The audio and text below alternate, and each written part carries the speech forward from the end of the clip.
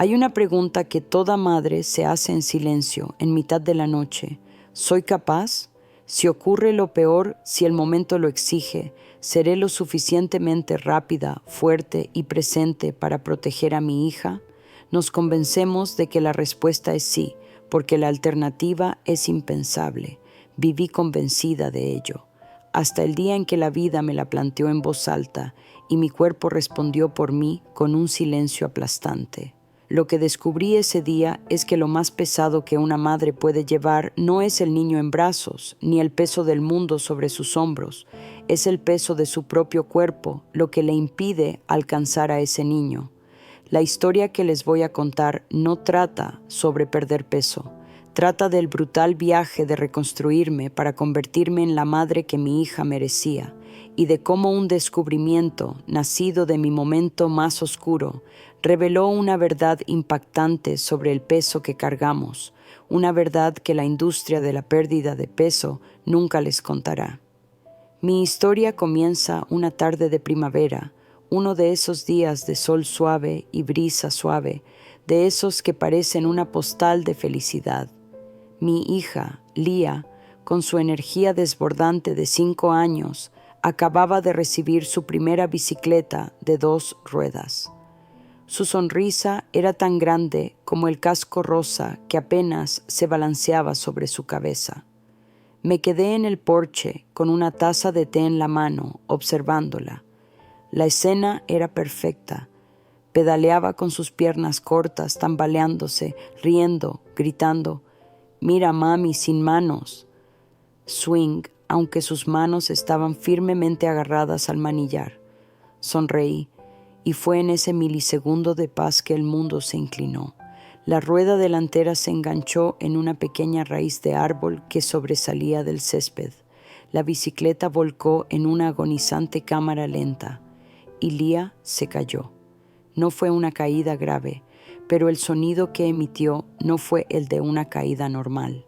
Fue un grito agudo, un sonido de dolor y miedo que atravesó el aire de la tarde y me golpeó el cerebro como una alarma de incendios. Y mi cuerpo, entrenado por 1.000.000 de años de instinto maternal, dio la orden: «Corre», pero no obedeció. Me levanté de la silla, derramando el té, e intenté correr. Pero la palabra correr no describe lo que pasó. Fue un movimiento pesado y torpe. Mis pulmones ardían a los 3 pasos. Mis muslos se sentían como plomo mojado. Cada paso era un esfuerzo monumental, una lucha contra la gravedad y contra la mujer en la que me había convertido sin darme cuenta. Esos 20 metros que me separaban de ella parecían 1 kilómetro, y la observé sin aliento, casi ahogándome en mi propio esfuerzo, mientras lloraba en el suelo, sola, durante segundos que parecieron una eternidad. Cuando por fin la alcancé, con el corazón latiéndome más por el esfuerzo que por el miedo, la abracé. Solo tenía una rodilla raspada, pero mientras la consolaba, una oleada de frío y vergüenza me invadió. Un frío que no tenía nada que ver con la brisa de la tarde. Era el frío de la verdad. Si la situación hubiera sido más grave, si hubiera sido un coche, un perro, un peligro real, no habría llegado a tiempo. Mi cuerpo, el cuerpo que debería haber sido su primer escudo, su santuario, se había convertido en una prisión. Esa noche, después de que Lía se durmiera, con una venda colorida en la rodilla, me miré al espejo. No fue una mirada casual, fue una autopsia. No solo vi los kilos de más, vi la promesa rota. El peso que cargaba no estaba solo en mi vientre ni en mis caderas, estaba en mi alma. Era el peso de mi propia inercia. ¿Cómo había permitido que esto sucediera? La respuesta era un collage de excusas susurradas a lo largo de los años. Era el peso del embarazo que nunca se iba. Eran las noches sin dormir, el estrés del trabajo, la comodidad de la comida rápida en días agotadores. Era el «no tengo tiempo para mí». Era la vida sucediendo mientras yo desaparecía en ella. Lo había intentado todo, por supuesto. La dieta proteica que me dejó de un humor insoportable, El ayuno intermitente que funcionó durante 2 semanas, hasta que la fiesta de cumpleaños de un niño destruyó mi fuerza de voluntad. Las apps para contar calorías que convertían la comida en una hoja de cálculo que me llenaba de ansiedad. Cada intento era un ciclo de esperanza y fracaso, y cada fracaso añadía un ladrillo más al muro de vergüenza que me separaba de la mujer que quería ser. Pero esa noche algo cambió. Ya no se trataba de caber en vaqueros viejos. Se trataba de poder correr hacia mi hija. Era una cuestión de vida o muerte. Y sabía que las viejas soluciones, las viejas dietas, ya no funcionaban. Eran proyectos fallidos. Necesitaba un nuevo plan, una nueva arquitectura. Si esta sensación de librar una batalla perdida en tu propio cuerpo te suena familiar, si alguna vez has sentido que tu cuerpo te impide ser la mujer, la profesional, la madre que aspiras a ser, entonces acompáñame en este viaje. Apúntate, porque lo que descubrí en la oscuridad de ese día, en la búsqueda de respuestas reales, lo cambió todo por completo. Bloque 2. El dolor de esa tarde fue el fondo que necesitaba para empezar a excavar. Decidí que ya no aceptaría respuestas prefabricadas. Me convertí en investigadora y la escena del crimen era mi propia vida.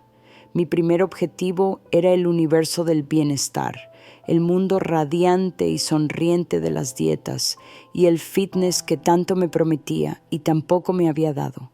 Pasé noches en vela, no comiendo helado por ansiedad, sino devorando artículos, estudios y foros en línea con el hambre de quien busca la verdad.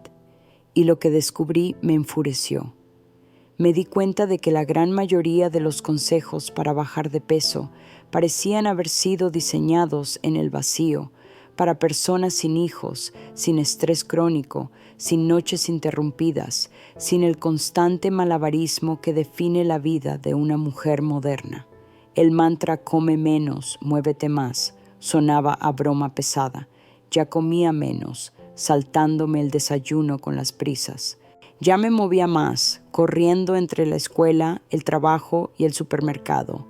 Pero este movimiento estaba impulsado por el estrés, no por la salud. Descubrí el concepto de disruptores endocrinos, sustancias químicas presentes en plásticos, cosméticos y alimentos procesados que imitan nuestras hormonas y causan estragos metabólicos. Miré mi cocina y vi el campo minado en el que vivía, los recipientes de plástico donde calentaba la comida por comodidad, los productos de limpieza de rápida preparación, los bocadillos envasados que le daba a Lía y comía en el coche. El mundo moderno, con sus promesas de facilitarme la vida, en realidad me estaba envenenando lentamente, convirtiendo mi cuerpo en un caldo de cultivo para la salud. Este fue el primer villano que identifiqué, el villano externo. Fueron los planos arquitectónicos defectuosos que me entregó el mundo, los proyectos de construcción destinados al fracaso. Fueron las dietas insostenibles, la desinformación lucrativa y un entorno químicamente hostil. La ira fue un combustible poderoso. Me liberó de la culpa. No era débil, estaba luchando en un juego con reglas amañadas. Pero la ira solo me llevó hasta cierto punto, porque incluso sabiendo todo esto, algo dentro de mí todavía se sentía atascado. ¿Por qué seguía sintiendo esas ansias desesperadas de dulces a las 3 de la tarde? ¿Por qué la idea de hacer ejercicio me parecía tan abrumadora, aunque sabía que era bueno para mí? La investigación me llevó a mi interior. Empecé a investigar la biología del estrés y fue entonces cuando conocí al verdadero arquitecto de mi prisión, el cortisol. Aprendí que el cortisol no es malo en sí mismo. Es nuestra hormona de lucha o huida, diseñada para darnos un impulso de energía para escapar de un depredador. El problema es que en la vida moderna, el depredador no es un tigre, es una fecha límite, una factura que pagar, una mala noche de sueño, la preocupación por el futuro de mis hijos. Mi cuerpo no podía reconocer la amenaza. Para él, el estrés era constante, por lo que la liberación de cortisol era constante. Y el cortisol crónico tiene efectos terribles. Sube el azúcar en sangre para darte energía rápida para luchar. Te hace desear alimentos ricos en calorías y dulces para reponer esa energía. Y, lo más cruel de todo, le indica al cuerpo que almacene grasa, especialmente en la región abdominal, como reserva de emergencia para la crisis interminable. Fue una epifanía. Mi cuerpo no era defectuoso, no era perezoso, estaba en modo de supervivencia. Operaba bajo la creencia de que estábamos en un estado de peligro constante y que necesitaba conservar cada gramo de energía para sobrevivir a la amenaza. Mi metabolismo no era lento, estaba asustado. Tenía el freno de emergencia puesto, ahorrando recursos para una emergencia que mi estilo de vida indicaba que siempre estaba a la vuelta de la esquina. Este era el villano interior, la base inestable sobre la que intenté en vano construir mi salud. Era una base de miedo bioquímico. Comprender esto lo cambió todo. La lucha ya no era contra la grasa. La lucha se convirtió en contra el miedo. No necesitaba castigar a mi cuerpo con más restricciones. Necesitaba convencerlo de que estaba a salvo. Necesitaba encontrar una manera de comunicarle a nivel celular que la guerra había terminado y que por fin podía deponer las armas y dejar caer sus suministros de emergencia. La pregunta ahora era, ¿cómo hablar el lenguaje celular? ¿Cómo enviar un mensaje de paz a un sistema nervioso autónomo en pánico?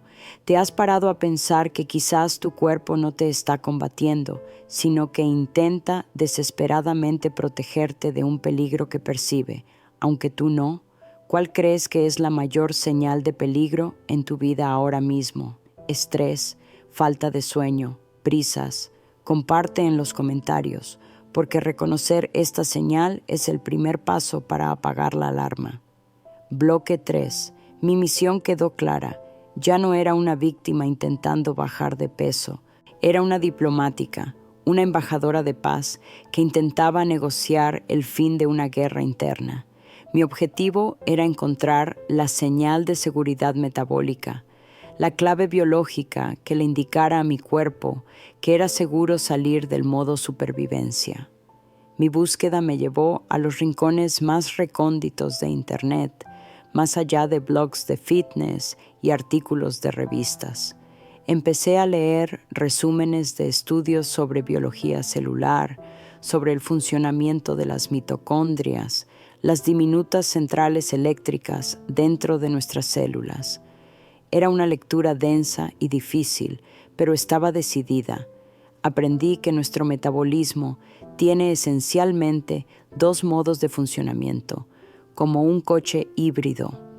El modo de conservación, impulsado por el estrés, es eficiente almacenando energía en forma de grasa, pero muy deficiente al liberarla.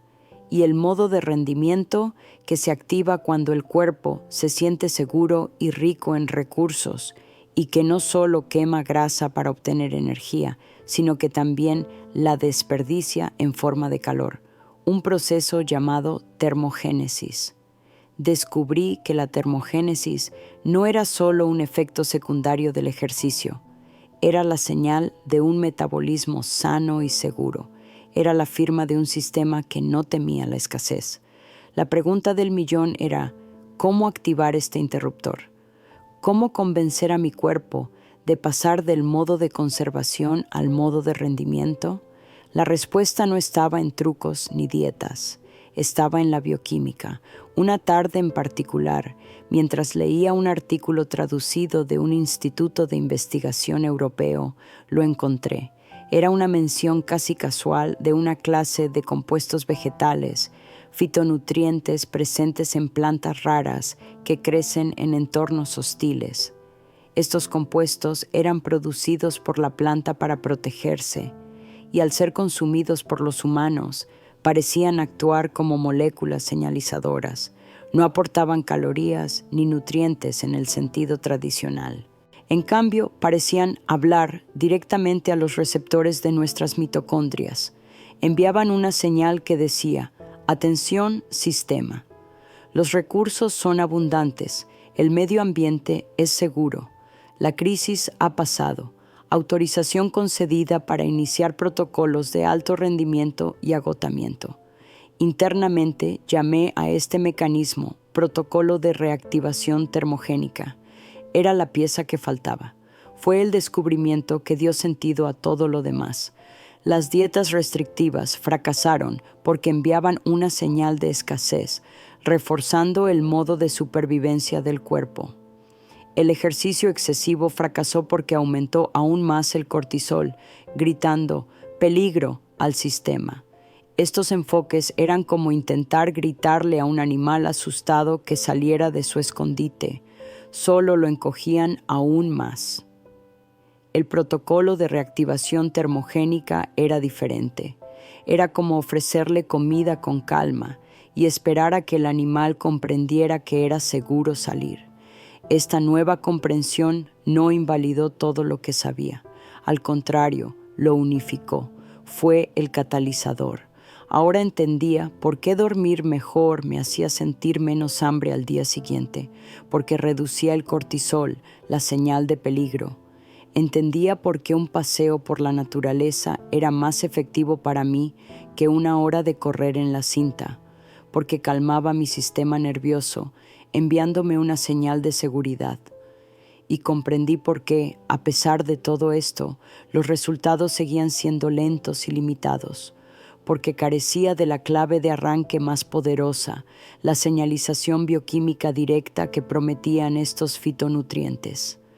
Fue en este punto de mi investigación, con una mezcla de euforia e incertidumbre, que encontré algo que consolidó mi convicción. Era una publicación en un foro anónimo para madres. El título era «Pensé que estaba rota, pero solo tenía miedo». La autora, una neozelandesa, describió su lucha con el peso posparto, la fatiga y la sensación de fracaso. Describió la tarde en que su hijo pequeño salió corriendo a la calle y ella apenas logró moverse. Su historia era la mía. Cada palabra, cada sentimiento era un eco de mi propia experiencia. Y entonces describió su descubrimiento, cómo dejó de luchar contra su cuerpo y comenzó a nutrirlo con señales de seguridad. Mencionó haber leído sobre compuestos vegetales que ayudaban a reiniciar el termostato metabólico. La sensación que sentí al leer eso fue indescriptible. Fue un alivio tan profundo que rompí a llorar. No estaba sola, no estaba loca. Mi experiencia, mi dolor, mi descubrimiento no fueron aislados. Formaban parte de una verdad universal y oculta sobre el cuerpo femenino. Esa validación anónima, proveniente del otro lado del mundo, fue más poderosa que cualquier estudio clínico. Me confirmó que iba por buen camino. La teoría era sólida. La resonancia emocional estaba ahí. Ahora solo quedaba una cosa: poner a prueba la hipótesis en la práctica. Bloque 4. Con esta nueva comprensión, me enfrenté a un desafío práctico inmediato. Los fitonutrientes específicos que mencionaban los estudios no eran algo que pudiera comprar en el supermercado. Eran extractos de plantas exóticas, cosas con nombres que apenas podía pronunciar. No tenía acceso a ellas, pero no me desanimé. Me aferré al principio fundamental. Si no podía usar la llave maestra bioquímica, al menos podía intentar crear un entorno seguro para mi cuerpo usando las herramientas que tenía a mi disposición. Decidí hacer un experimento de 30 días. Mi objetivo no era perder peso. Mi objetivo era reducir las señales de peligro y aumentar las señales de seguridad. Me convertí en el arquitecto de mi propio santuario interior. Primero, dormir. Me convertí en un tirano con mi rutina de sueño. Apagué las pantallas 1 hora antes de acostarme. Bebí té de manzanilla. Leí un libro de ficción, algo que me alejara de mis preocupaciones. Mi objetivo era dormir 7 horas ininterrumpidas, pasara lo que pasara. Los primeros días fueron difíciles, mi mente seguía acelerada, pero persistí. Entonces llegó la nutrición, dejé de contar calorías. En cambio, me concentré en apagar la alarma de incendios. Aumenté drásticamente mi consumo de alimentos ricos en magnesio, el mineral calmante, verduras de hoja verde oscura, almendras, semillas de calabaza. Añadí grasas saludables como el aguacate y el aceite de oliva, que ayudan a estabilizar el azúcar en sangre y a reducir la inflamación. No eliminé los carbohidratos, pero los sustituí por fuentes de liberación lenta como el boniato y la quinoa, comiéndolos siempre junto con proteínas y grasas para evitar picos de glucosa, que son una importante señal de peligro para el cuerpo. Después, el movimiento.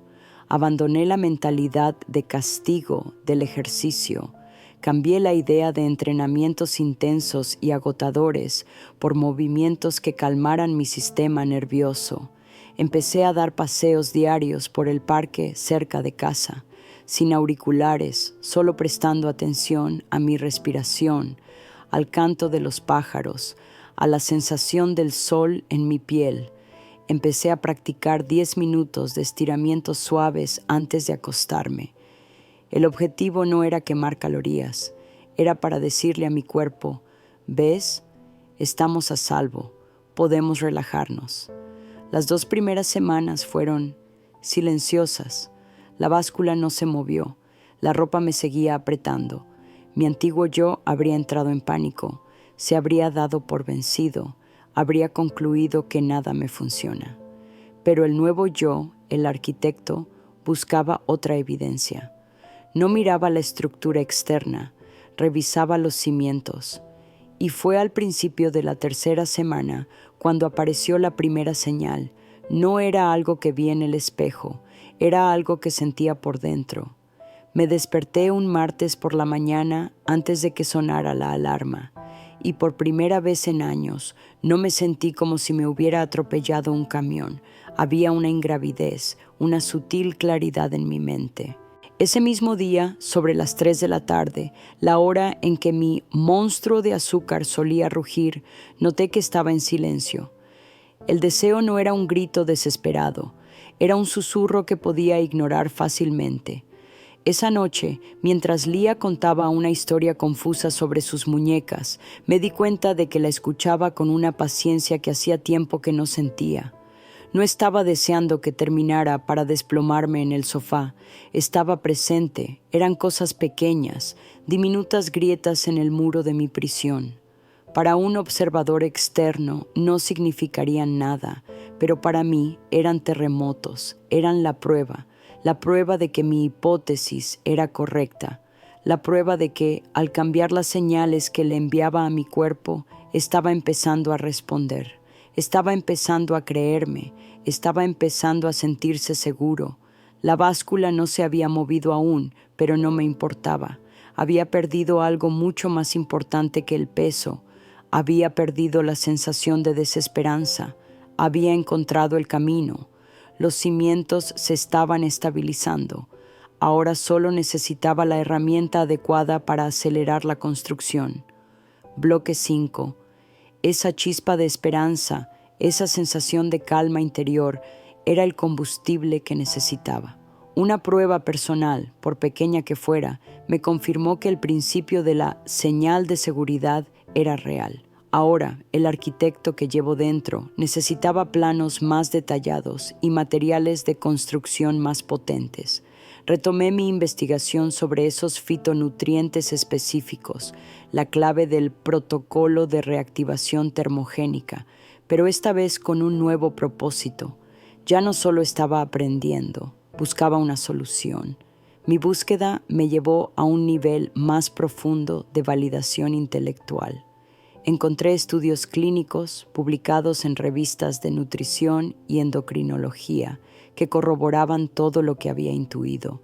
Leí sobre cómo extractos específicos de ciertas hojas podían ayudar a mejorar la sensibilidad a la insulina y cómo los compuestos de algunas semillas raras podían influir en las vías metabólicas que regulan el almacenamiento de grasa. Vi gráficos, vi datos. Vi cómo la ciencia le daba nombre y apellido a mi experiencia. Descubrí que estos compuestos funcionaban activando una proteína dentro de las células llamada AMPK, que actúa como un interruptor maestro metabólico. Cuando se activa la AMPK, básicamente le dice al cuerpo que deje de almacenar grasa y empiece a quemarla para obtener energía. Era la explicación bioquímica exacta del modo de rendimiento sobre el que había leído. También encontré testimonios, no solo de madres en foros, sino también en artículos y blogs de salud más estructurados. Historias de mujeres que, como yo, lo habían probado todo y que solo vieron un cambio real al abordar el problema desde esta perspectiva hormonal y de señalización celular. Describieron no solo la pérdida de peso, sino también el redescubrimiento de la energía, el fin de los antojos incontrolables, la sensación de volver a ser ellas mismas. Fue una poderosa prueba social que reforzó mi prueba personal, pero fue en esta fase de profundización que se reveló una nueva verdad, algo frustrante, la verdad sobre la dosis terapéutica. Los estudios que mostraron los resultados más impresionantes no usaron solo un té de las hojas o un puñado de semillas. Usaron extractos altamente concentrados y purificados para garantizar que los participantes recibieran una dosis precisa y potente de los compuestos activos. Hice los cálculos. Para obtener la cantidad de un fitonutriente específico utilizado en uno de los estudios, tendría que consumir el equivalente a 2 kilogramos de una hoja exótica específica cada día. Era impráctico, imposible, y esa fue mi epifanía final. Comprendí que mis esfuerzos con la comida y el sueño eran cruciales para sentar las bases de mi seguridad. Eran los cimientos, pero para construir los muros, erigir la estructura, para activar la termogénesis de forma constante y efectiva, necesitaba una herramienta precisa, necesitaba los materiales de construcción en su forma más pura y concentrada. La comida era la paz, pero la dosis terapéutica era el tratado de paz que lo sellaría. Comprendí con total claridad que la respuesta que buscaba no solo provendría de mi plato, tendría que provenir de una fórmula inteligente que combinara estos ingredientes excepcionales en la dosis precisa que la ciencia había demostrado que funcionaba. La necesidad de una solución en cápsulas ya no era una cuestión de comodidad, era una cuestión de eficacia. Era la única manera de garantizar que mi mensaje de seguridad llegara a mis células de forma clara, potente e incuestionable día tras día. Mi búsqueda ahora tenía un objetivo. Ya no buscaba una dieta, buscaba mi herramienta de precisión, buscaba la clave que sabía que existía, la clave que finalmente activaría el poder de mi santuario. Bloque 6. Mi investigación, ahora con un enfoque quirúrgico, me llevó a analizar docenas de productos y fórmulas. Me convertí en detective de etiquetas, experta en nombres de extractos botánicos. Descarté el 99% de lo que encontré. Eran productos repletos de estimulantes, con bajas dosis de los ingredientes importantes y llenos de promesas vacías. Hasta que, por fin, lo encontré. Era una recomendación en una comunidad online de salud femenina de una nutricionista funcional. Describió una fórmula que contenía la combinación exacta de fitonutrientes que mi investigación había identificado como clave para el protocolo de reactivación termogénica. La filosofía detrás del producto no consistía en quemar grasa agresivamente, sino en optimizar el metabolismo y promover el equilibrio hormonal. Era mi filosofía. Sentí una emoción al reconocerlo. Lo pedí con gran pesar, con una mezcla de esperanza y miedo a volver a decepcionarme. El frasco llegó en una pequeña caja. Lo sostuve en mis manos. No parecía mágico, parecía ciencia, parecía una promesa silenciosa. Empecé a tomarlo, siguiendo las instrucciones, sin cambiar nada más de la rutina de sueño y alimentación que ya había establecido. La primera semana fue como las demás, silenciosa, pero fui paciente. No esperaba un milagro, esperaba un cambio radical, y llegó. Para la segunda semana, la energía que antes había sido sutil se clarificó. Me desperté sintiéndome no solo descansada, sino lista. La niebla mental que había sido mi compañera constante comenzó a disiparse. Pero el verdadero punto de inflexión, el momento que ha quedado grabado en mi memoria para siempre, ocurrió un sábado por la tarde. Estábamos en el jardín y Lía me llamó para jugar. «Mami, corramos al árbol». Mi reacción automática, el reflejo condicionado de años, fue dudar, buscar una excusa. Pero sucedió algo diferente. Una nueva voz, clara y fuerte, surgió dentro de mí y dijo, «Sí», y corrí. No fue la carrera pesada y sin aliento de ese terrible día. Fue diferente. Sentí mis músculos contraerse con fuerza, mis pies ligeros en el suelo, mis pulmones llenándose de aire. No luchaba contra mi cuerpo, volaba con él. Gané la carrera. Llegué al árbol riendo, con el pecho agitado de alegría, sin esfuerzo. Lía llegó poco después, entre carcajadas, y en ese instante, con el sol en la cara y el sonido de la risa de mi hija en el aire, sentí una oleada de libertad tan pura, tan abrumadora, que casi me dobló. Era libre, la prisión había caído. Si quieres sentir esta misma ligereza, esta libertad en tu propio cuerpo, inscríbete ahora, porque lo que te voy a contar es cómo puedes activar ese mismo interruptor. Fue en ese momento, riendo en el jardín, que supe que necesitaba compartir esta historia. Comprendí que el cuerpo de muchas mujeres, quizás el tuyo, no está roto, simplemente tiene el freno de mano puesto. Imagina que tienes un motor increíblemente potente, pero años de estrés, noches de insomnio y desequilibrios hormonales han tirado del freno de mano y lo han parado. Pisas a fondo con dietas y ejercicio, el motor ruge, consume muchísimo combustible, tu fuerza de voluntad, pero el coche apenas se mueve. El protocolo de reactivación termogénica es la clave que finalmente libera el freno de mano. Envía la señal de seguridad que permite a tu metabolismo dejar de luchar contra sí mismo y finalmente usar todo su poder para avanzar. La urgencia que siento no se trata del miedo al futuro, se trata de la alegría que te estás perdiendo hoy. Cada día que pasas con el freno de mano puesto es un día de energía desperdiciada, de potencial sin alcanzar. Y la verdad es que encontrar la clave correcta es difícil. Investigué para que tú no tengas que hacerlo. Una solución real y segura debe cumplir 3 criterios. Debe tener base científica, centrarse en la señalización hormonal, no en estimulantes. Debe contener ingredientes puros y en las dosis terapéuticas correctas, y debe ser segura para su uso a largo plazo. La recomendación que encontré y que cambió mi vida cumple todos estos requisitos. Y porque creo que cada mujer merece acceso a esta clave, he dejado el enlace directo en la descripción y en el comentario fijado abajo. Es mi manera de darte el mapa que dibujé yo misma, para ahorrarte el tiempo y el dolor de buscar.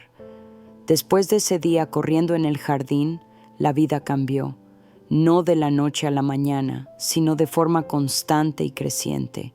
El peso empezó a bajar, sí. Mi ropa vieja me quedaba bien de nuevo. Pero esa fue la más pequeña de las victorias. La verdadera victoria, la escena que define mi nueva realidad, ocurrió meses después. Estábamos en un parque. Lía, ahora con más confianza en sus piernas, corría justo delante de mí, persiguiendo una mariposa. Tropezó con una roca y cayó. Esta vez la distancia era mayor, pero esta vez no hubo vacilación, no hubo cálculo. No hubo lucha, solo hubo acción, En un instante estuve allí, un borrón de movimiento, cubriendo la distancia en segundos. La levanté antes de que la primera lágrima tuviera la oportunidad de rodar por su cara. Estaba bien, una rodilla raspada, nada más. Pero mientras la abrazaba, sintiendo la calidez de su pequeño cuerpo contra el mío, miré hacia atrás, a la distancia que había recorrido, y comprendí. La arquitecta había completado su proyecto. El santuario estaba construido. Mi cuerpo ya no era una fuente de miedo, era mi mayor fuente de fortaleza. Era la certeza viviente de que, pasara lo que pasara, yo estaría allí, lo suficientemente rápido, lo suficientemente fuerte, lo suficientemente presente. No solo había perdido peso, me había recuperado a mí misma. Y esa es una libertad que ninguna báscula puede medir. Para construir tu propio santuario, para convertirte en la protectora que naciste para ser, para finalmente soltar el freno de mano y acceder a toda tu fuerza, comienza tu viaje. Suscríbete para obtener más contenido empoderador. Comparte esta historia con una mujer que ames y da el primer paso haciendo clic en el enlace de la descripción. Tu nueva realidad te espera.